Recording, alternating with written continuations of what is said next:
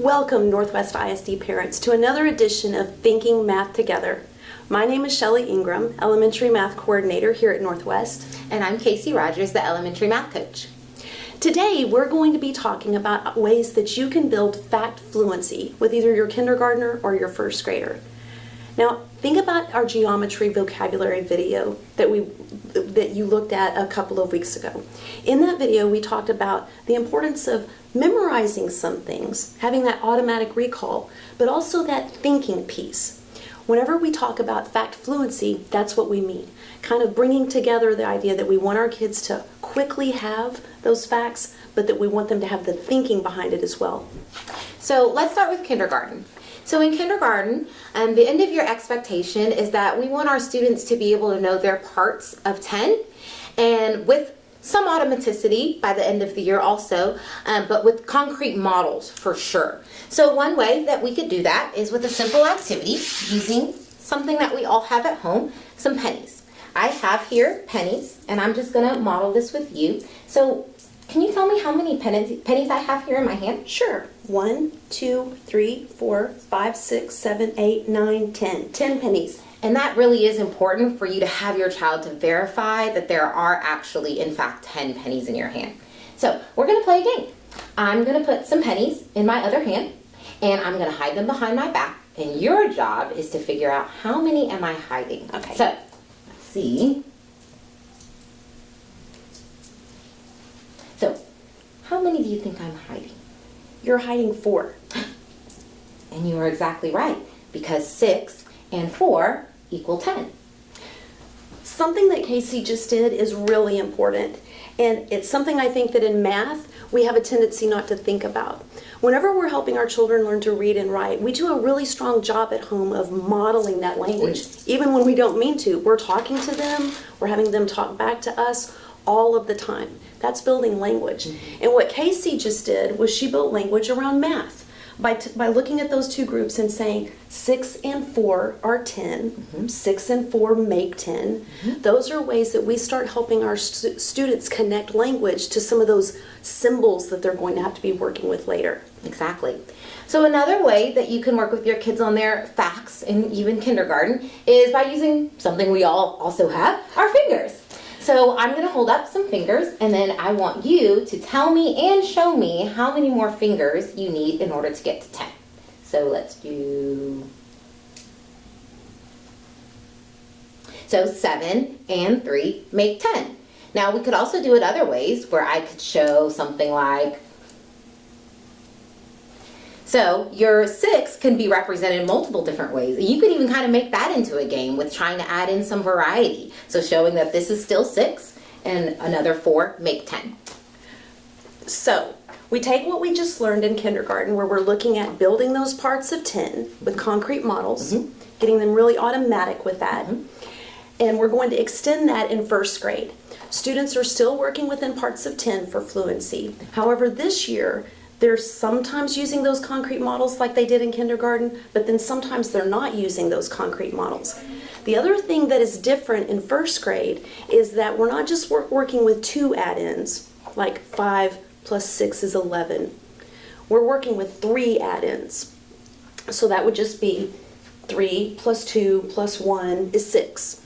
Okay, it's something important that will build into the ideas that we have for first grade. Now, that finger game that Casey just modeled is perfect to do with your first grader. Building that automaticity is really important. And parents, I can tell you that even when I was teaching 5th grade, I still, if we had a bathroom break or if we were heading to the cafeteria, I would do my parts of 10 with my 5th graders all of the time. That's such a foundational piece because, well, for 2 reasons. One, if you know that 4 and 6 is 10, then you're going to be able to extend that later on to 40 and 60 is 100. 400 plus 600 is 1,000. It's really important for building that number sense. But the other thing that we want students to do is when they're adding multiple numbers, we want them to be able to look for, oh, I see those 2 numbers would be easy to add fast. And those parts of 10 are the combinations that tend to jump out at us. Definitely, definitely. Another game that is great to use is something called Mystery Number, and it goes like this. You just start with a deck of cards. You can use playing cards and take all of the face cards out, or I like to use giant cards, so I just made them on big index cards. And the way you play, you need 3 people, and each of these 2 people will take a card and hold it up on their forehead without looking, and then the third person will call out what the sum is. 10. 8. It's a tie. Ooh, that was a tie. Now, the reason that I interrupted Casey and went back to this to use this game with first graders is because Mystery Number does a fantastic job of really highlighting that difference that we talked about a second ago. The difference between just memorizing, which is important, but also that thinking piece.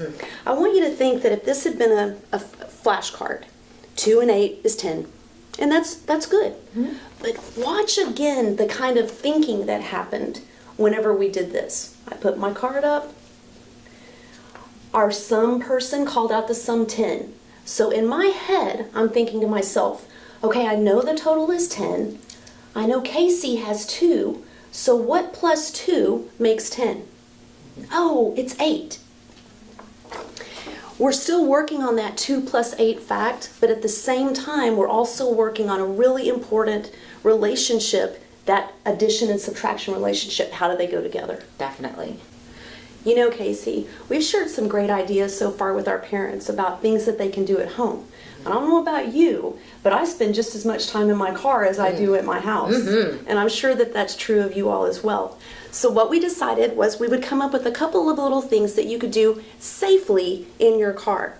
Let's look at kinder. Now remember that the kindergarten standard requires that they're working with concrete models. And in this instance, our concrete model is just Cheerios, 10 Cheerios on a pipe cleaner. So you get into the car while you're driving, you can just say, hey, little bit, why don't you see how you can break your 10 Cheerios up into 2 groups? And they might go like that. And you can ask them, so how did you do it? Well, I put it in 1 and 9, Mom. And then you can use that language modeling again and just say, so then 1 and 9 are 10.